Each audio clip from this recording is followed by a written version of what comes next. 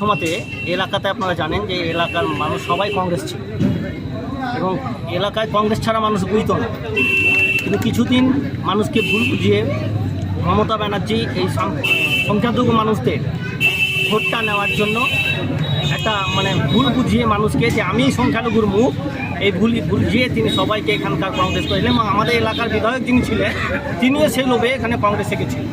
তিনার সঙ্গে সঙ্গে অনেকেই গেছিলেন, কিন্তু তিনিও কংগ্রেস এই রশিদ সাহেব তিনিও কিছুদিন তৃণমূল। আজকে সংখ্যালঘুর মানুষেরা বুঝতে পারছেন যে মমতা ব্যানার্জি একটা ভাউতামি, তিনি সংখ্যালঘুর মুখ নন। সংখ্যালঘুর মুখ যদি হয়, দল যদি হয়, তো একমাত্র জাতীয় কংগ্রেস। গোটা ভারতবর্ষে ধর্মনিরপেক্ষ একটা রাজনৈতিক দল এবং ভারতবর্ষ যদি চালাতে পারে এবং সংখ্যালঘুদের যদি আশ্রয়স্থল হয়, সংখ্যালঘুদের যদি ভরসার দল হয়, একমাত্র হচ্ছে জাতীয় কংগ্রেস। এই জাতীয় কংগ্রেসকে দিয়েই, জাতীয় কংগ্রেসের হাত ধরেই সংখ্যালঘু মানুষেরা একটা সময় এখানে আশ্রয় পেয়েছে, সংবিধানের স্বীকৃতি পেয়েছেন, গণতান্ত্রিক অধিকার পেয়েছেন, ভোটে থাকার অধিকার পেয়েছেন।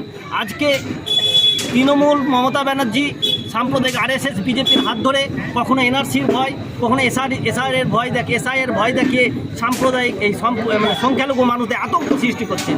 তাই আজকে বুঝতে পেরেছে যে আমাদের যদি বাঁচতে হয়, আমাদের যদি শান্তিতে থাকতে হয়, তাহলে কংগ্রেসের হাত ধরতে হবে। তাই সবাই এসে কংগ্রেসের হাত ধরে জয়েন করেছে। গত 15 বছর আমি লোকের অঞ্চলে কংগ্রেসের সভাপতি ছিলাম। মধ্যে 5 বছর তৃণমূলের যে দুর্নীতি, এই দুর্নীতিকে আমার সহ্য করতে পারে না, তার জন্য আমি আমার কংগ্রেস আমি জাতীয় কংগ্রেসে যোগ দিলাম। কত লোক জয়েন করলাম।